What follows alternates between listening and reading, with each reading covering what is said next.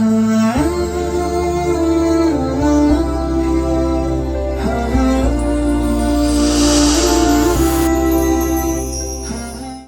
علیکم ورحمۃ اللہ وبرکاتہ۔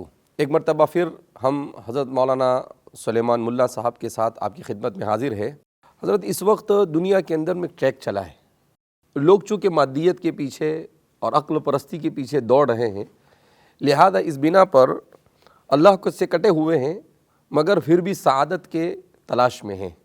وہ سرچ کر رہے ہیں کہ کہاں سے ان کو ہیپینس مل جائے، کہاں سے ان کو سعادت مل جائے۔ تو اس سلسلے میں کتاب و سنت کی روشنی میں امت کی کیا رہنمائی کی جا سکتی ہے کہ کیا اس طرح کی ورکشاپ وغیرہ سے سعادتیں مل جاتی ہے؟ کیا اس طرح سے کسی مادی چیزوں سے تعلق رکھنے والے لوگوں سے جڑ کر آپ سعادت کو حاصل کر سکتے ہیں؟ جزاک اللہ، سبحان اللہ۔ یہ بہترین سوال آپ نے اٹھایا، اور یہ بات یقینی ہے، ناقابل انکار ہے کہ ہر شخص کی ضمیر کا ایک پکار ہے کہ میں بھی فارچونیٹ ہو جاؤں، میری بھی فالوور ہو جائے، میری بھی شہرت ہو جائے، میری بھی واہ واہ ہو جائے۔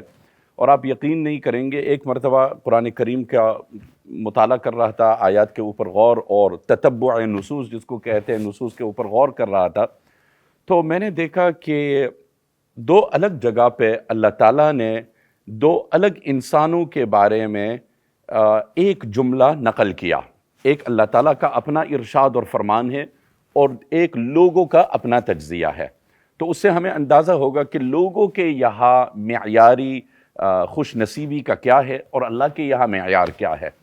تو ایک تو وہ واقعہ ہے 28ویں سورہ میں، سورہ قصص میں، جو مشہور ہے قارون کا، کہ ایک مرتبہ قارون نکلا اپنے حشم و خدم کے ساتھ، رونق چمک دمک ہر کوئی دیکھ رہا تھا، اور جب وہ نکلا، مفسرین کا کہنا ہے کچھ 4000 کے لشکر، ہٹو بچو کے نعرے لگ رہے تھے، اعوان و انصار دائیں بائیں طرف۔ فخرج على قومه في زینته قال الذين يريدون الحیاة الدنیا یا لیت لنا مثل ما اوتی قارون۔ دنیا کو چاہنے والے، دیکھنے والے، تمنا کرنے والے، وہ کہنے لگے یہ ہائی کیا شان ہے اس کی، کیا نصیب ہے اس کا، کیا قسمت ہے اس کی۔ اب الفاظ پہ غور کریں، اور جو تھوڑی بہت عربیت سے واقف رکھنے والے ناظرین ہیں ان کو زیادہ اس میں بصیرت حاصل ہوگی۔ تو وہ کہنے لگے انہو لذو حظ عظیم۔ یہ اس کا میں ذرا بریک ڈاؤن کر کے اس کا ترجمہ کروں۔ بے شک وہ، انہو لذو والا، حظ نصیب، عظیم بڑا، یہ بہت اونچے نصیب والا آدمی ہے۔ یہ لوگوں نے کہا کہ اس کو کہتے ہیں نصیب، اس کو کہتے ہیں قسمت، اس کو کہتے ہیں خوش قسمتی، یار اس کو کہو۔ اچھا، ان الفاظ پہ میں ایک مرتبہ غور کر رہا تھا قرآن کریم میں، انہو لذو حظ عظیم، اس کو ذہن میں خیال رکھے کہ یہ بہت اونچے نصیب والا ہے۔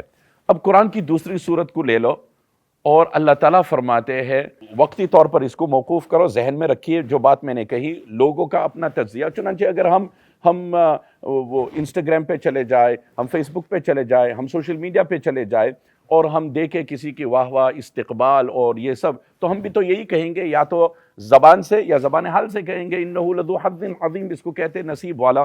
بلکہ ایک جملہ بیچ میں آپ کو یہ بھی کہہ دوں، اور ناظرین کو اس سے فائدہ ہوگا، کہ دیکھو وہ وقت تھا کہ قارون نکلا اور دیکھنے والوں نے دیکھا۔ جب دیکھنے والوں نے دیکھا تو ان کے ایمان کے اوپر ایک منفی اثر ہوا۔ اچھا، آج ہم، اللہ معاف کرے، قصدن سوشل میڈیا پہ جاتے ہیں ایسوں کی تلاش میں، تو گویا قصدن ہم اپنے ایمان کو گھٹانے کا اسباب مہیا کر رہے ہیں۔ وہ تو ایسا ہوا کہ اتفاق سے ایسا ہوا کہ ہم بھی نکلے اور قارون بھی نکلا، ہم بھی جا رہے تھے اور قارون بھی جا رہا تھا۔ اچھا، اس کے پیچھے اس کا لشکر تھا، تو ہم جو رکے، جیسے کبھی لائٹ کے اوپر، ٹریفک لائٹ کے اوپر، پھر پتہ چلتا کہ کوئی منسٹر ہے تو اس کے ساتھ چاپر ہے، اس کے ساتھ پولیس گاڑیاں ہے، اس کے ساتھ وہ سائرن بج رہے، دیکھو اوہ یہ کون ہے، یہ کیا ہے، اس کو کہتے قسمت۔ تو ایک تو وہ ہے کہ دیکھ تو لیا، لیکن اب تو ہم دیکھنے جا رہے ہیں۔ ہم سوچتے نہیں کہ بیٹھے بیٹھے کتنے قارونوں کی روزانہ فالو کرتے ہیں۔ تو ظاہری بات ہے پھر آج کی ڈپریشن کا یہ مسئلہ ہے، یہ سبب ہے، چونکہ ہم اسی قارون کے پیچھے۔ اچھا، پھر اگلا جملہ کیا ہوا کہ چند دن کے بعد یا اگلے دن کے بعد یا مستقبل قریب میں، یہ سب مفسرین کے اقوال ہیں، یہی قارون جا رہا تھا اور اللہ نے حکم دیا تو زمین نے اسے دھسا دیا، زمین نے اسے دھسا دیا۔ فَخَسَفْنَا بِهِ وَبِدَارِهِ الْأَرْضِ۔ اچھا جب زمین نے دسا دیا اس کو اور یہ دستا رہا، زمین اس کو نگلتا رہا، تو دیکھنے والوں نے جو کل وہ آنکھیں بڑھائی اس کی طرف اور جن کو بڑی امیدیں تھی اور جو اس کو بڑا لکی سمجھ رہے تھے، اب ان کی بات میں جو ہے بالکل رنگ بدل گیا۔ اب وہ کہنے لگے وہی کأن اللہ، وہی کأن اللہ، ہائے کمبختی ہماری، ہائے افسوس ہمارا، اللہ بچائے، یہ تو اللہ نے بھلا کیا ہمارا کہ ہم کو بھی نہیں دسا دیا۔ اگر اللہ چاہتے تو ہم کو بھی دسا دیتے، اللہ چاہتے تو ہم کو بھی دسا دیتے۔ اب ان کی بات سمجھ میں آئی کہ مال کا ہونا نہ ہونا یہ کوئی علامت نہیں ہے خوشی کی۔ یہ تو خیر ایک بات ہوگی، وہ ضمنی یہ بات آ گئی کہ سوشل میڈیا پر، لیکن چونکہ آج اس کا ڈائریکٹ کوریلیشن ہے، آپ دیکھ لیجئے کہ ڈپریشن میں اس کے جو سٹیٹس ہے اور ڈیٹا ہے کہ جو لوگ سوشل میڈیا پہ روزانہ کتنا وقت صرف کرتے ہیں، لازمی ان کے اندر ڈپریشن ہے، ان کے اندر طبیعت کے اندر انقباض ہے، ان کے اندر وہ انبساط نہیں ہے، چستی نہیں ہے، وہ اپنے گھر میں صحیح طور پر ازدواجی زندگی، بچوں کے ساتھ میل جیل وہ نہیں کر پاتے۔ ظاہر بات ہے روزانہ آپ ایسے لوگوں کو دیکھ رہے کہ یار میری قسمت خراب ہے، میں محروم، وہ نکل گیا، وہ بچ گیا، میں رہ گیا۔ اچھا دوسری طرف یہی الفاظ انہ لذو حظ عظیم، بڑے اونچے نصیب والا۔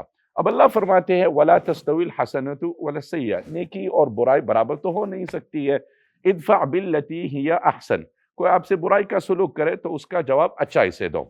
اس کا نتیجہ کیا ہوگا کہ جس شخص کے ساتھ آپ کا اور اچھا تعلق نہیں تھا کأنہ ولی حمیم، گویا وہ آپ کا ایک قریبی دوست ہو جائے گا۔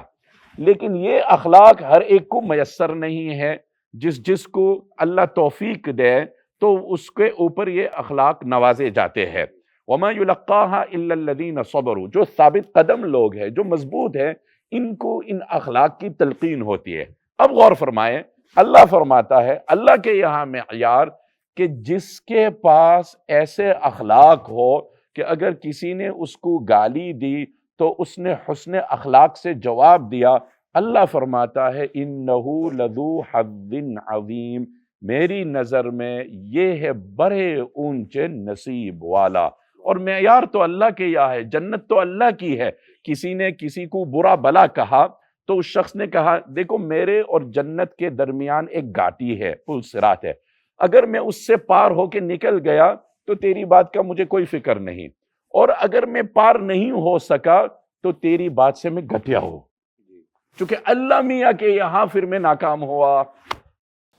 ماشاءاللہ، جیسا کہ آج کل دنیا میں ہم دیکھتے ہیں کہ کسی کے پاس اچھی گاڑی ہے، کسی کے بہت زیادہ فالوور ہے، کسی کے پاس بہت زیادہ مال ہے، تو انسان اس سے متاثر ہو جاتا ہے اور سوچتا ہے کہ کاش میرے پاس بھی ایسا ہی ہوتا۔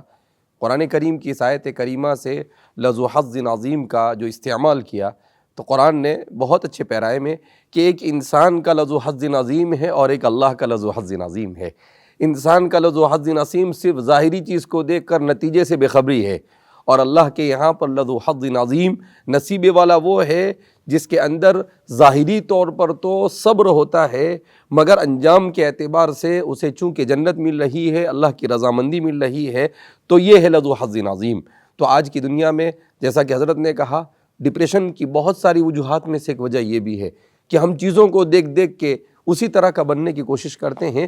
انسان کو لوگوں کی طرف سے پہنچنے والی اذیتوں پر صبر کرنا، اور کسی کے پاس زیادہ مال دیکھے تو اپنے سے کم جس کو دیا گیا ہے اس پر نظر کر کر اللہ کا شکر ادا کرنا، زیادہ والے پر نظر نہ کرنا، تو اس صورت میں انسان اس طرح کی بیماریوں سے بچتا ہے۔